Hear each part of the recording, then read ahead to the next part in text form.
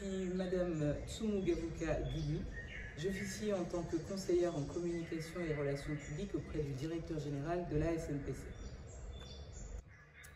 Quelles peuvent être mes impressions par rapport à ça? Autonomiser une femme et une jeune fille n'est qu'important.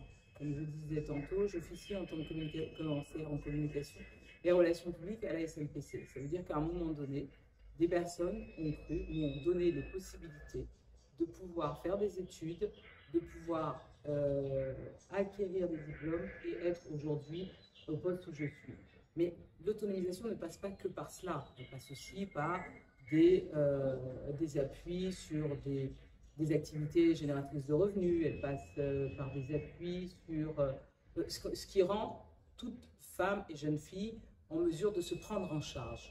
Et aussi, au sein de la SNPC, nous avons une fondation. Et cette fondation, SNPC, agit dans ce sens.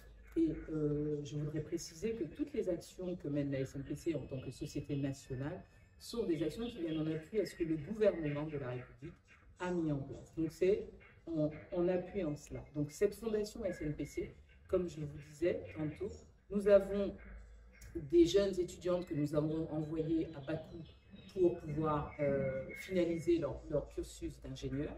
Donc ce qui est sûr, c'est qu'après, ces jeunes dames pourront se prendre en charge et seront autonomes.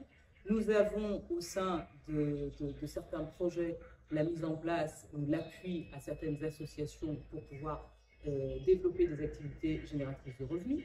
Donc il y a beaucoup de choses. Et qu'est-ce que je pense? Que je ne pense que du bien, et ce que nous pourrons faire au sein de la SNPC pour pouvoir contribuer à cela, nous allons continuer à le faire.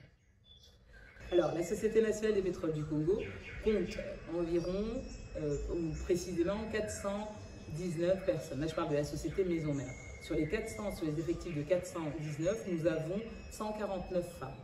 Ce qui veut dire qu'on est un peu plus qu'un tiers des effectifs. Et ça montre déjà en quoi la Société nationale des pétroles du Congo est pionnière, parce que dans les recrutements, il n'y a pas de discrimination. Et il faut savoir aussi que c'est une société qui est née des cendres de Hydro-Congo, donc on a continué. Ça, c'est la première chose. Sur ces femmes qui sont recrutées, donc ces 149 qui travaillent à la SNPC, nous avons 13% qui sont des cadres, 11% qui sont des agents de maîtrise, et nous avons 2% d'agents d'exécution. Quelque chose qui peut sembler un peu incongru, mais c'est le cas. Ensuite, l'information que je voulais vous donner, c'est que dans les formations qu'a mis en place la SNPC depuis 2 ans sur le personnel de la SNPC, nous avons 38% de femmes qui ont été formées en 2023.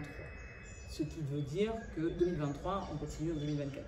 Ce qui veut dire qu'il y a si vous voulez, des pourcentages, c'est plutôt cela que je vous apporte comme information sur comment agissent les femmes ici à la SNPC. Un message particulier, c'est que nous continuons à faire ce que nous avons à faire, mais surtout, je voudrais remercier, moi, personnellement, M. Mexan Aoulominga, pour la confiance qu'il me fait. En tant que conseillère en communication et relations publiques par rapport à lui, j'ai la charge de m'assurer que ce que la SNPC fait, ce qu'il fait, soit mis en avant et que les gens sachent, le savoir-faire que nous avons soit connu de tous.